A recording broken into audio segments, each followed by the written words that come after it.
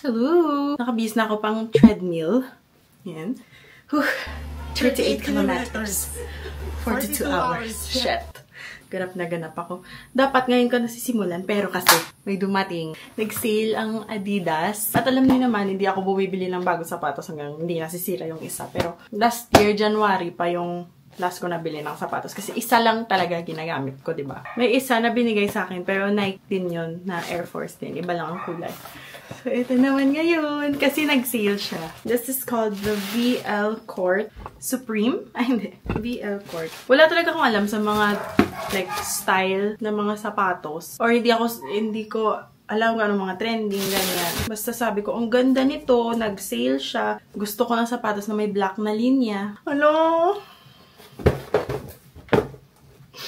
Brown ang baba. Tapos white siya dito na may black.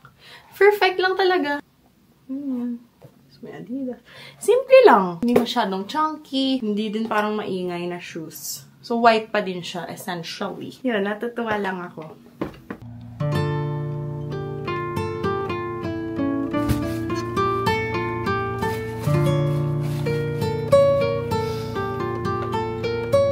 Diyos ko po. Diyos ko.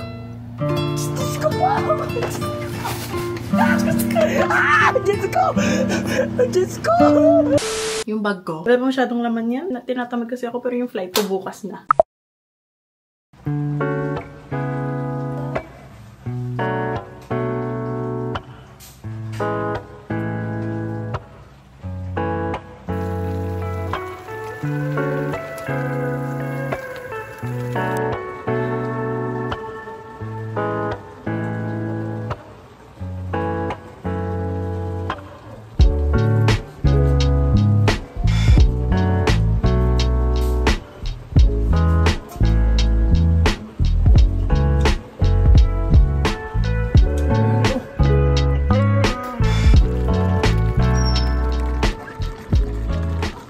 Hindi nyo kaya mag-dinner in bed. Feeling ko hindi ko magana yung mic ko, but dead man na. This is beef. Walang recipe to. Beef sukiyaki churba. Tapos manonood ako ng Agatha. Tikman ko muna. Hindi nyo kaya kumain sa bed nyo. Palagpat lang ni wala ko kabalo ka ng recipe. Hindi nga authentic na sukiyaki to na basta color sukiyaki siya. So I'm gonna call it sukiyaki.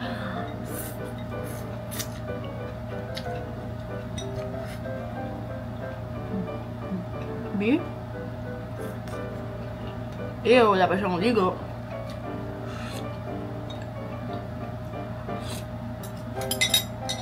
Ang sarap ko!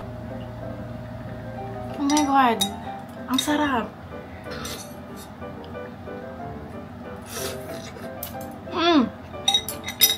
Wala pa yung pinapanood, maubos na to. Ganda ng bowl ko, no? Galing ito sa typo.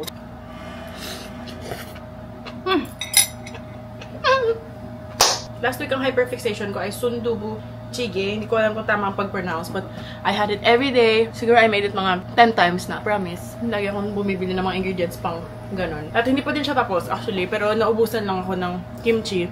So, ginawa ko na lang muna siyang sukiyaki. Ang tagal mag-load, mauubos na yung pagkain ko.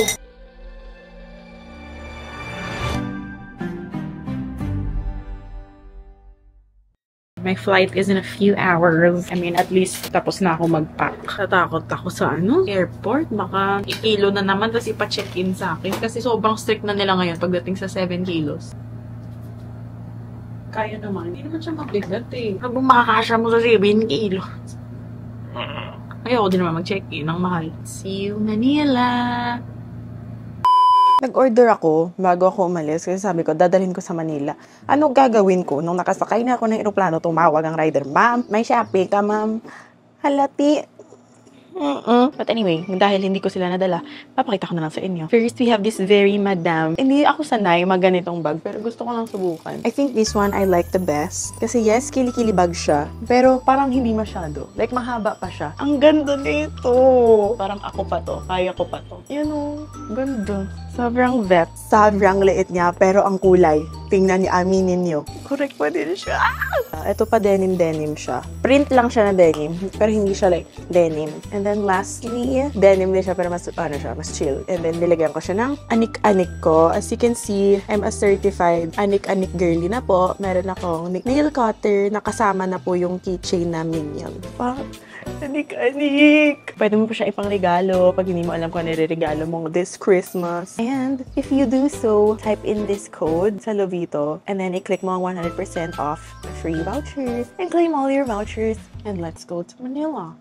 Wala akong tulog nito ni 1 minute. Tapos dapat si mami maghatid sa akin sa airport. Pero hindi din narinig alarm niya. Tapos nahihiya na din akong gisingin siya. Kaya nagpasundo pa ako sa mga friends kong to. At malilate na kami. Nagmamadali na talagang lumilipad na ang sasakyan. But anyway, these are my friends. You probably don't know them. But I spend a lot of time with them, which is probably weird for you because sino yung mga yan? Sino yung mga puta? By the way, alam niyo bang si Chocobi ay 1 year nang nasa abroad? And gusto ko lang i-share na may sinabi siya sa akin before siya umalis. And remember, na hindi kami sweet ha. Hindi kami nag-I love you, I miss you, or nag-hug man lang. But days before she left, lagi niya kaming pinagtatambay nila neto ng mga nasa screen nyo ngayon. Tapos sabi niya, at hindi ko makakalimutan kasi parang nasa pelikula ako noon. Sabi niya, I leave you in good hands. Parang ganun. Parang iniwan niya ako, but she let me hang out with other friends before she left. Na parang in-endorse niya ako sa next patient. Parang inassign niya ako sa next batch of friends. Parang iniwan niya ako, pero parang hindi ko ma-explain. Basta, ganun. Okay to sila, guys. Oo, masasama din ang ugali. Yuta namin kakamera mo. Ginago. I love airports, airplanes, airports, traveling, and airports, and airplanes. So please, kung gumagawa ka ng travel vlog, don't tell me you're skipping out yung airplane part kasi sawa ka na at feeling mo sawa na kami because that's the best part. Are you kidding me? When I'm excited to travel, it's 50% about being excited to travel and being at the airport, and the other 50% about yung destination. And ito pa, for more than a year now, tuwing sumasakay ako ng aeroplano, lagi kong naririnig ang boses ni Stella Salye. Every trip, I think of her as my guardian angel. Every flight. Mabuhay! Welcome to the Philippines Airlines. This is Stella Salye, and we are providing ES. Gutom sa kulay. Ha? Gutom. As edgid yan, gutom na tuyo pa ko. 8 hours. Ano tawag mo karon? Well, ano na? Depende. Hindi ko pag-rectal. Sure ko, hindi ko pag-rectal. Matulog, ikuya hapon. Pamatulog na ko, bro. Hindi man. This is a friendly reminder to me and my friends na never na tayo magbubook ng mga gantong oras na flight, okay? Mas okay pa siguro mga 12 midnight, 1 a.m. kasi gising na gising pa tayo niyan. At buhay pa tayo until 5 a.m. Pero yung 6 a.m. flight, ay, basta sobrang alanganin. Never to morning flights again for me. Unless, hello, sa mga brand dyan, gisingin nyo ba ako para mag-work trip tayo? Or di na kayo magigising? This is us waiting for batch 2 of our friends. So, sinalubong na lang namin sila na para bang welcome to Manila to you all kahit magkasabay naman tayo.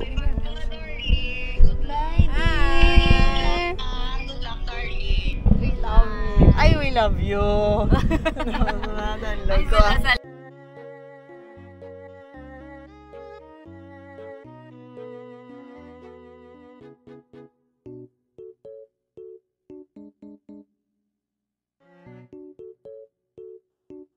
Gutom na kami. May wala pa kami na ginaway. Tanan. Pero wala namin ka-smile.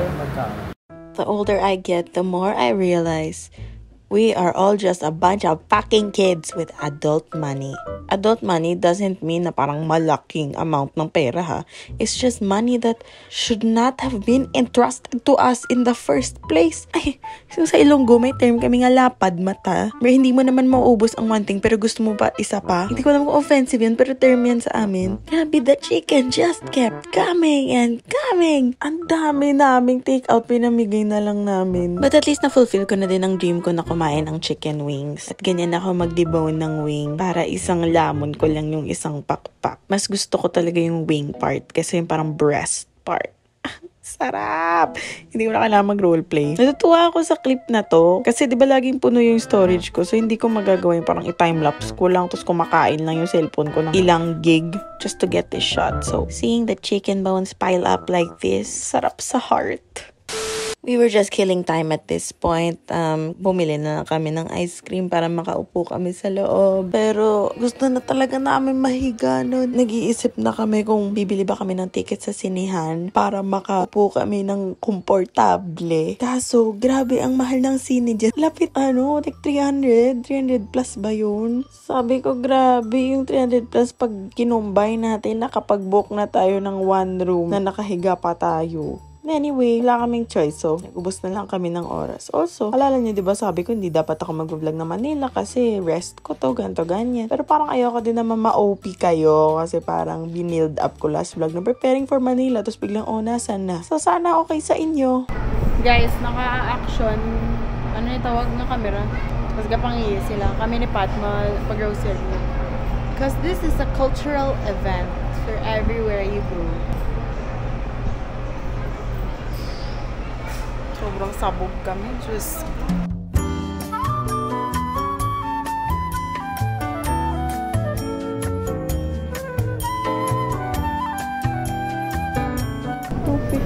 Wala. Correct na. Non-alcoholic. Sparkling lang siya ya. Nag-aara ako sa ira kung wala ko gainom tubig. Dapat nadamakan ko mag-inom tubig. Gusto ko gabula. Ito mga travel vlogger. Thank you, Emil, for this action camera. Pakita ko sa inyo. So, anong tsura. So divine to feel your lips on mine. Take me to heaven in your arms. I'm light as a feather. It feels like I'm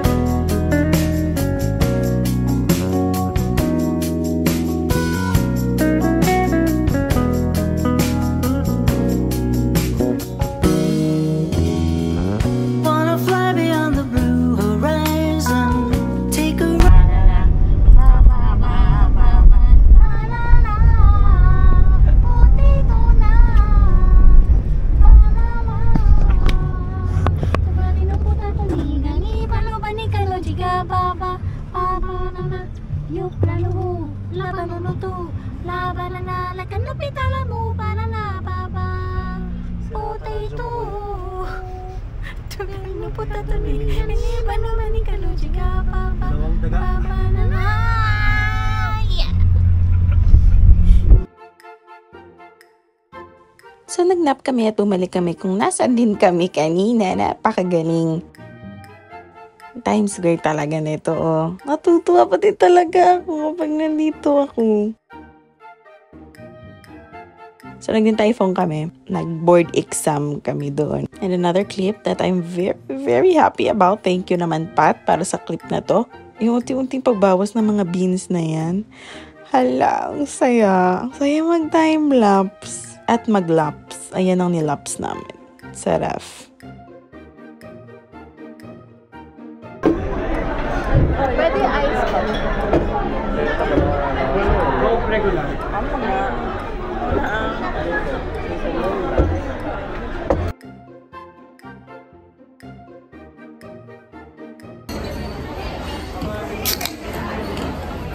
Life is worth living.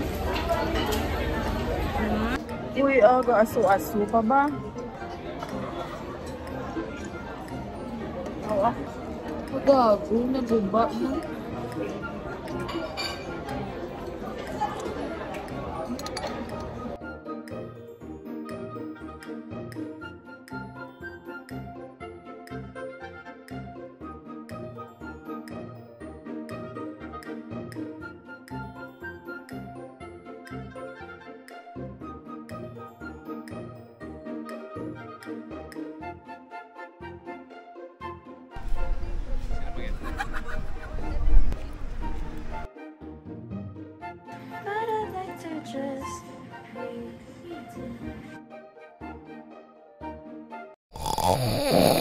The next day was Beanieverse Day. Pero bago yan, nagmowa muna kami. Kasi parang nakakamiss lang magmowa. And I think for this trip, nakailang coke ako. As in, pag uwi ko, the next day, hirap akong lumunok. Masakit na yung throat ko.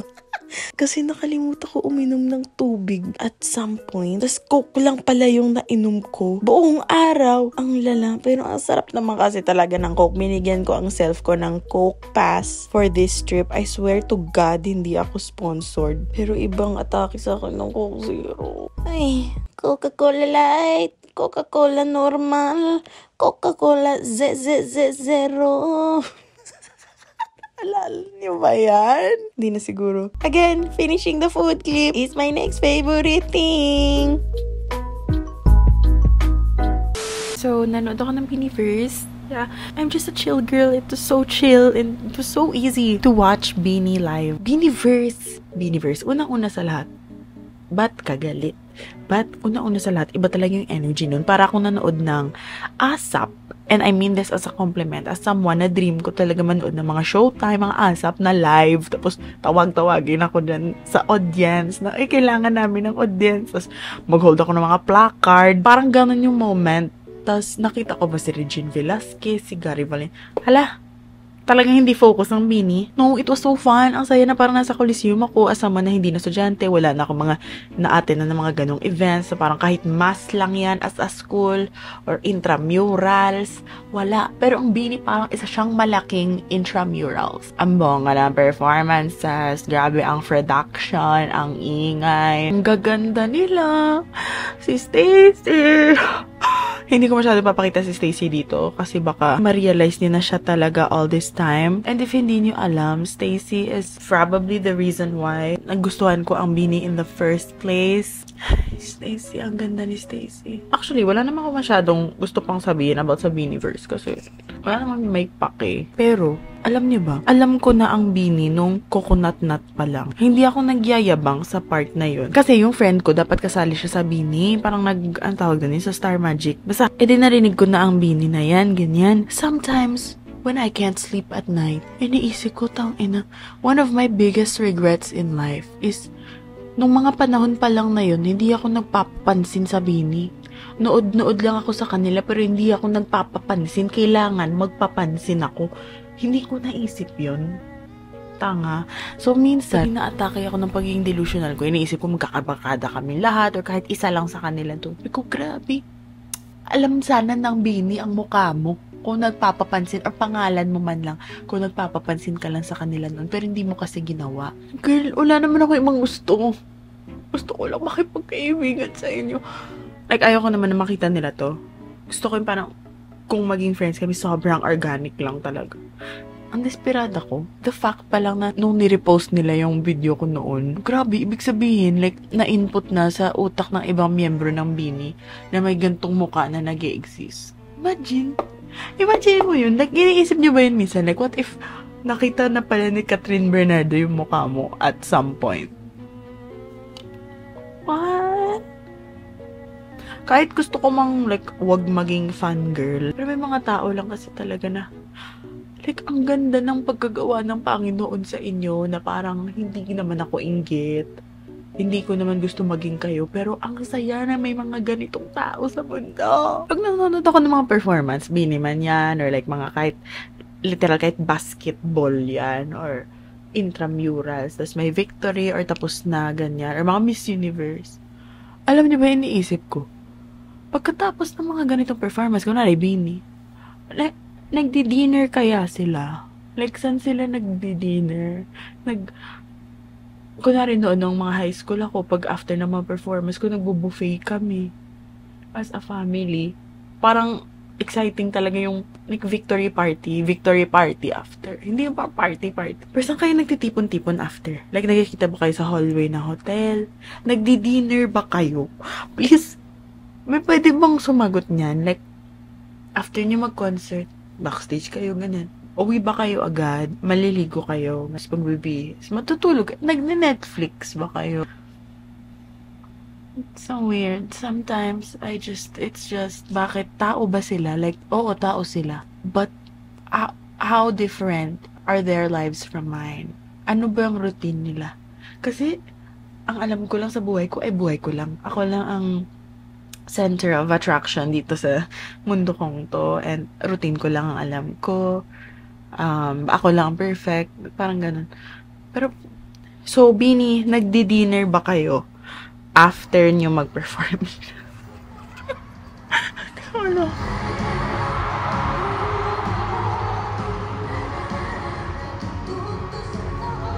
I know we did a lot more, pero pagpasensyahan nyo na, yun lang talaga ang nakaya ng powers ko sa trip na to. Sana na-appreciate nyo kahit fafano. At babawi na lang kami sa international trip. Ayan na naman tayo, tapos hindi na naman matutuloy. But ang important is makakauwi na ako at mayayabang ko na ang pasalubong ko sa kapatid ko. I'm home! You didn't get me hopya. You didn't get me hopya. I mean, kasalanan ko naman, hindi ako pumunta sa Engbitin. Yan lang kasi ang gusto niya sanang pasalubong, hopya.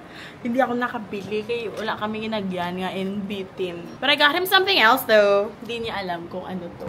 So let's get it. Let's start small. Kasi wala wala sa store dito namin ang kanya. Bigay na natin ang pamasko ko. Bro, this is my gift to you. What the fuck is this? Whoa, that's cool. I know. Where the fuck did you go? 7-Eleven. What kind of 7-Eleven, man? Hindi na. May promise. I was just in Manila. So that's my pasalubong. Do you like it? Di ko ka pa invitin. Yeah, I don't like you, bro. Oh my god, tihatag na lang. But I can try it out. Okay. This is cool. I think I'm gonna have this snack Just tomorrow. be faithful. Yeah, I am. I'm planning my snack.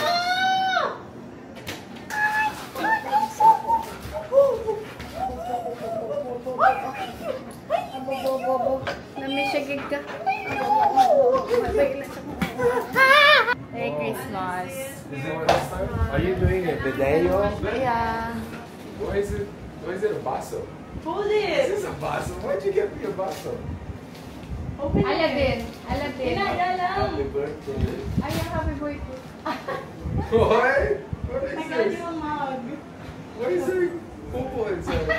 Where's your shit You inside? can put coffee, What? milk. Oh, that's it. That's it. Toilet. What is Yeah. this? Oh! Now I see the toilet. Oh yeah, now it's a toilet. Oh, that's so cool. You see the toilet? This is the shit inside. There's another one that I don't know who will like. Yeah. What's that? I got a stress ball in the shape of stress ball. What? Don't tell me Squish it. that's... Squish it. What the hell is that? Oh, what? Open it. Wala!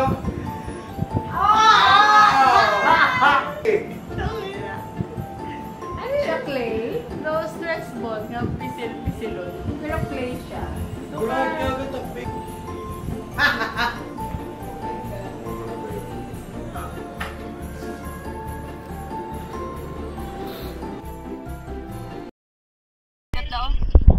Ito nakapit yan.